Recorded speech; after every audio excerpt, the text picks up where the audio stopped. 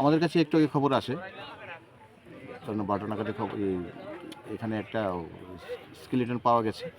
তো অ্যাকর্ডিংলি আমি এবং আমার কলেজের ওসি শ্যামলবাবু আমরা এসে একটি যার লোকেশনটা হলো বনকুমারী নাথপাড়াতে, এবং যে জোন রেল স্টেশনের ঠিক উপরে যে জঙ্গলটার মধ্যে একটা মেল স্কেলিটন বডি পাওয়া গেছে। ওটা ঠিক আছে, আমরা দেখছি এবং টোটালি অলমোস্ট এটা স্কেলিটন হয়ে গেছে। তো বডিটার নিচের দিকে আছে। আমরা অ্যাকর্ডিংলি আমাদের এফএসএলকে খবর দিয়েছি, ফরেন্সিক সায়েন্সের টিম আসছে, ফরেন্সিক টিমে আসে আমরা বাকিটা আমরা খতিয়ে দেখছি বিষয়টা।